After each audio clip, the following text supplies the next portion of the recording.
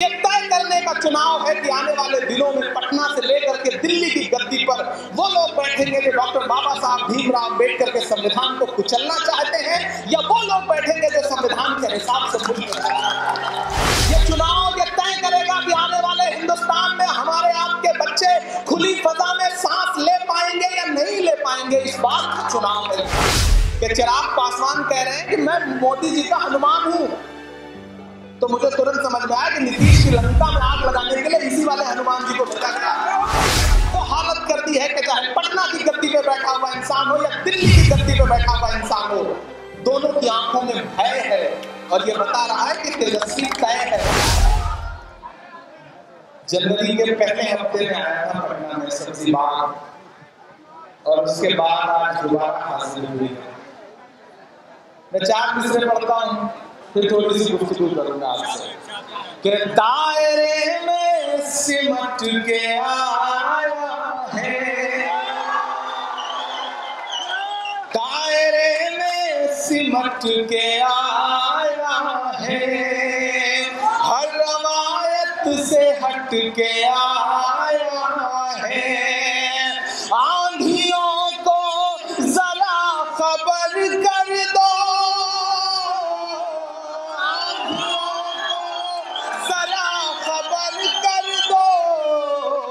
शेर वापस पलट के, शेर वापस पलट के आया है। पटना वालों, आज एक खास मकसद के तहत आपके बीच आया। बड़ी तादाद में मेरी आंखों के सामने बड़े बुजुर्ग बैठे हैं, नौजवान साथी हैं, घरों की छतों पर मेरी माएं मेरी बहनें भी मुझे सुन रही हैं। एक ऐसे मौके पर आपके बीच आया हूं जब पूरे हिंदुस्तान की नजरें बिहार पर हैं, पटना पर हैं। राजधानियों की खबरें पूरी दुनिया ले रही है कि इस वक्त बिहार में क्या हो रहा है। बिहार वालों में आपकी जिम्मेदारियों का एहसास आपको कराता हूं कि आपकी जिम्मेदारियां कितनी बड़ी हैं। कि माशरे की कुछ ऐसी सफाई करना है, माशरे की कुछ ऐसी सफाई करना है, भलाई और ना, भलाई और ना किसी की बुराई करना है, भलाई और ना निजात नफरत से इस मुल्क को दिलाने को, निजात मुल्क को नफरत से अब दिलाने को, बिहार वालों तुम्हें रहनुमाई करना है।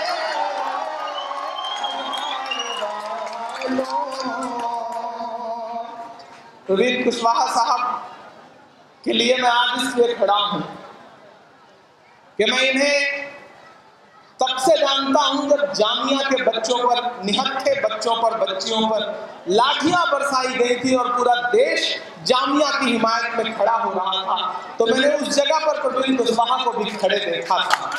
मैं इसलिए आज यहाँ खड़ा हूं, मैं इसलिए यहाँ आया हूं कि मैंने इन्हें देखा था कि जब आप आंदोलन कर रहे थे अपने घरों के बाहर निकल करके कड़कती ठंड में, उस वक्त भागलपुर में एक आंदोलन को पूरी तरह से सपोर्ट करके प्रवीण भाई खड़े थे। मैं इसलिए यहाँ खड़ा हूँ, मेरा मकसद बहुत बड़ा है, महज एक विधायकी का चुनाव नहीं है ये। आप इस गफलत में बिल्कुल मत रहिएगा कि ये सिर्फ एक विधायक चुनने का चुनाव है।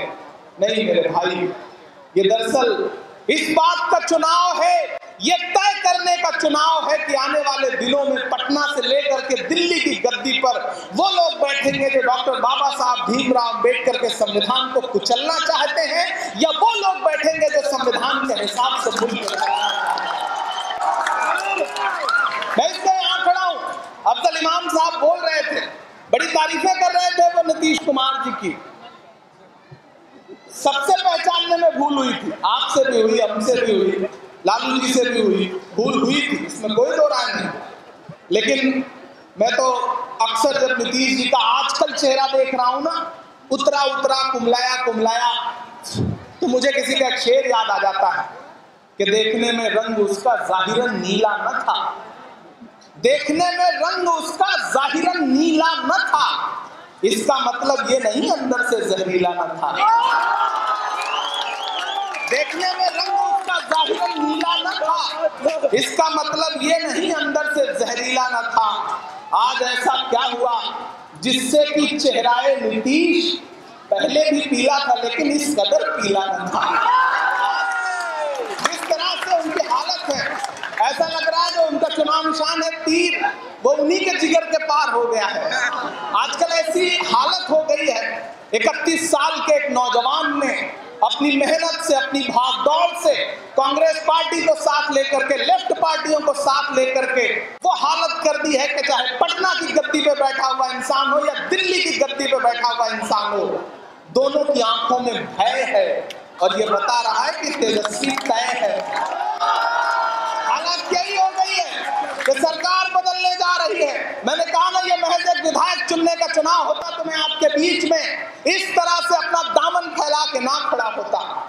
पटना वालों, ये लड़ाई बहुत बड़ी लड़ाई है। इस लड़ाई में बहुत सारे लोग आपको बरगलाएंगे, आपको समझाएंगे, आपको तमाम चीजों की दुहानियां भी देंगे, लेकिन मेरे भाई, मैं आज आपसे इसलिए अपना दामन फैला के ये कहने आया हूं कि जब आपके खिलाफ कानून बन रहा था और पूरा हिंदुस्तान सड़कों पर था, तो 3 डिग्री टेम्परेचर में राजघाट पर मैं बैठा था राहुल गांधी के साथ, मैं बैठा था प्रियंका जी के साथ, मैं बैठा था डॉक्टर मनमोहन सिंह जी के साथ, मैं बैठा था सोनिया जी के साथ, पूरी कांग्रेस पार्टी बैठी थी उस वक्त। मुझे याद है वो लम्हा कि जब मैं बिहार के तमाम सब्जी बाग से लेकर के, दरभंगा से लेकर, सीवान से लेकर के, पूर्णिया से लेकर के, अररिया से लेकर, किशनगंज से लेकर के फिर पटना के सब्जी बाग का सफर कर रहा था आंदोलनों के दौरान, तो मुझे याद है अररिया के स्टेडियम के उस प्रोग्राम में खड़े होकर के तेजस्वी जी ने ललकार के कहा था कि कुछ भी हो जाए, ये जो देश का संविधान बदलना चाहते हैं, इन्हें मेरी लाश से गुजरना पड़ेगा। मैं इसलिए यहाँ खड़ा हूँ। बहुत बड़ी लड़ाई है ये, मकसद बहुत बड़ा है, इस मकसद को समझना पड़ेगा। ये चुनाव सिर्फ प्रवीण कुशवाहा का चुनाव नहीं है, ये चुनाव सिर्फ नंद किशोर को हराने का चुनाव नहीं है, ये चुनाव बहुत बड़ा है। ये चुनाव ये तय करेगा कि आने वाले हिंदुस्तान में हमारे आपके बच्चे खुली फजा में सांस ले पाएंगे या नहीं ले पाएंगे, इस बात का चुनाव है। और जब मकसद बड़ा हो और जब लड़ाई बड़ी हो, जब मकसद बड़ा हो, तो छोटी छोटी चीजें नजरअंदाज करनी पड़ती। यहाँ तमाम नौजवान साथी खड़े हैं, हो सकता है कि कुछ शिकायतें रही हो किसी पार्टी से, हो सकता है राजद से कोई शिकायत रही हो सकता है कालांतर में कांग्रेस से भी आपको कोई शिकायत रही हो, लेकिन मेरे भाई, जब लड़ाई बड़ी हो तो छोटी छोटी चीजें नजरअंदाज करनी पड़ती, कुर्बानियां देनी पड़ती हैं। आज कुर्बानी दोगे तो आने वाले 10 साल बाद तुम्हारे बच्चे इस मुल्क में, इस माहौल में खुली हवा में सांस ले पाएंगे, वरना हालात जो है वो देख रहे हो, महसूस कर रहे हो। फजाओं में जो नफरतें घुली हुई हैं उसे भी महसूस कर रहे हो। पटना वालों, आलमगंज, ये इलाका आलमगंज है ना, अफजल इमाम साहब को मैं सुन रहा था तो मुझे खुशी भी हो रही थी, नाम भी अफजल है, और कोई अफजल इंसान जब इमामत कर रहा है, रहनुमाई कर रहा है आपकी, तो ये और अच्छी बात है। यहाँ पर सदारत कर रहे हैं अफजल साहब, पूर्व महापौर संतोष मेहता जी हैं, अवधेश यादव जी हैं, परवेज अहमद साहब हैं, सुजीत कुमार साहब हैं, इकबाल सर प्रिंसिपल हैं जो वो यहाँ पे मौजूद हैं, डॉक्टर अनवर इमाम साहब हैं, करीब साहब हैं, असगर इमाम साहब, शिव मेहता जी, ललन जी और E.A. रहमान साहब। सबके नाम लेने भी जरूरी हो जाते हैं, इसी बहाने सबसे मुलाकातें भी एक ताल्लुकात के सिलसिले जुड़ते हैं। मैं आज गया था, वजीरगंज था, और फिर आपके बीच हाजिर हुआ हूँ। कल 4-5 सभाओं में और रहूँगा। मेरे भाई, सितम की हद से गुजर कर तलाश करती है, सितम की हद से गुजर कर तलाश करती है, कोई बला हो मेरा घर तलाश करती है। खुदा के वास्ते शबनम की पेशकश ना करो, हमारी प्यास समंदर तलाश करती है। 3 तारीख को जब EVM की कतारों में खड़े होकर के वोट डालने के लिए, ईवीएम की बटन दबाने के लिए हाथ के पंजे की बटन दबा रहे होंगे, तो आप एक विधायक नहीं चुन रहे होंगे, आप पटना की गद्दी के लिए मुख्यमंत्री चुनने जा रहे हैं।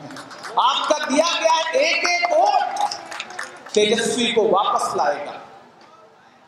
लालू जी की 9 तारीख को जमानत होनी है, 10 तारीख को रिजल्ट आना है।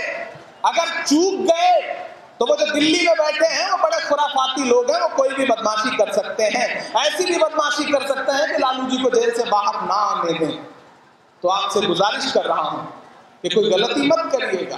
एक एक मौजूद यहाँ पे एक एक नौजवान आज से प्रवीण कुशवाहा बन के चुनाव लड़ेगा।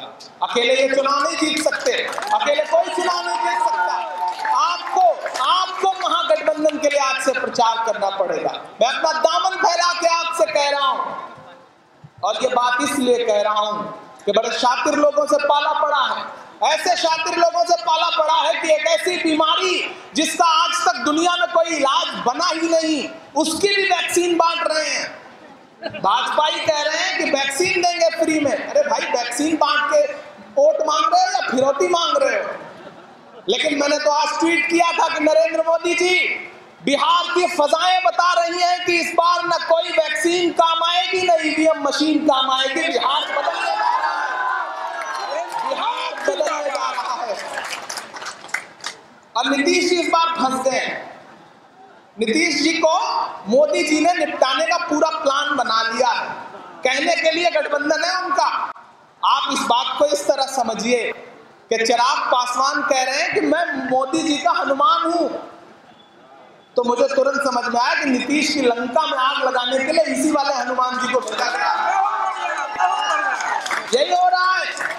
घर को लगेगी आग घर के चिराग से, आप देख लीजिएगा। इसीलिए चिराग जी छोड़े गए हैं, क्योंकि भाजपा का मकसद, नीतीश जी ने अब तक बहुत बार पलटी मारी, बहुत बार चालाकियां दिखाई, लेकिन नीतीश बाबू इस बार फंस गए और उनको हाय मारेगी उन मजदूरों की, उन गरीबों की, उन पैदल चलते हुए लोगों की, जिनके लिए उन्होंने कहा था कि जहां हो वहीं रहो, बिहार में घुसने की इजाजत नहीं है। आपको याद होगा, और मैं बिहार को लगातार याद दिलाते हुए बिहार की सरकार से भी और दिल्ली की सरकार से भी ये कह रहा हूं कि ऐ हुकूमत तेरे सारे जुल्मों सितम, ऐ हुकूमत तेरे सारे जुल्मों सितम, याद रखेंगे हम, याद रखेंगे हम, लॉकडाउन के वो जानलेवा करम, याद रखेंगे हम, याद रखेंगे हम, तेरे सारे जुल्मों सितम, याद रखेंगे हम, याद रखेंगे हम। अपने माँ बाप घर बार से दूर थे, अपने माँ बाप घर बार से दूर थे, जुर्म ये था बिहारी थे मजदूर थे, जुर्म ये था बिहारी थे मजदूर थे, पेट खाली था भूख से चूर थे, फिर भी पैदल ही चलने को मजबूर थे, के दिल में थी बेबसी आँख आंसू से नम, याद रखेंगे हम, याद रखेंगे, हुकूमत तेरे सारे जुल्मों सितम, याद रखेंगे हम, याद रखेंगे हम। एक बंद पढ़ता हूं, जब गुजरात से मार मार के भगाया जा रहा था, जब उत्तर प्रदेश में भाजपा की, योगी आदित्यनाथ की पुलिस मुर्गा बना के लाठियां बरसा रही थी, मैं उन मंजरों का गवाह हूं, क्योंकि हम लोग लगातार खिदमत कर रहे थे, अप्रवासी मजदूर जो आ रहे थे उनकी। तब मैंने जो देखा था उसे लफ्जों में पिरोने की कोशिश की है कि रास्ते भर में हमको सताया गया, रास्ते भर में हमको सताया गया, और फिर लाठियां बरसवाया गया। चलते चलते जो टूटी मेरी सांस तो तब जनाजे को घर पहुंचवाया गया। मुझको मारा गया हर घड़ी दम बदम, याद रखेंगे हम, याद रखेंगे हम। ऐ हुकूमत तेरे सारे जुल्मों सितम, याद रखेंगे हम, याद रखेंगे हम। आखिरी मिसरे पढ़ता हूं और वहां से लेकर के जहां तक मेरी नजर जा रही है और पीछे जहां तक मेरी नजर जा रही है, ये जो अगले 4 मिसरे हैं आज से पूरे पटना और पूरे बिहार की फजाओं में गूंजने चाहिए। बताइए नीतीश कुमार को, कहिए नरेंद्र मोदी से कि 15 सालों का बदला लिया जाएगा, 15 सालों का बदला लिया जाएगा, सब सवालों का बदला लिया जाएगा, सब सवालों का बदला लिया जाएगा। चलते चलते जो थे पाँव में पड़ गए, ऐसे छालों का बदला लिया जाएगा। नीतीश कुमार, नरेंद्र मोदी जी, देखना तोड़ देंगे तुम्हारा भरम, याद रखेंगे हम, याद रखेंगे हम। ऐ हुकूमत तेरे सारे जुल्मों सितम, याद रखेंगे हम, याद रखेंगे हम। लॉकडाउन के वो जानलेवा कर्म, याद रखेंगे हम, याद रखेंगे हम।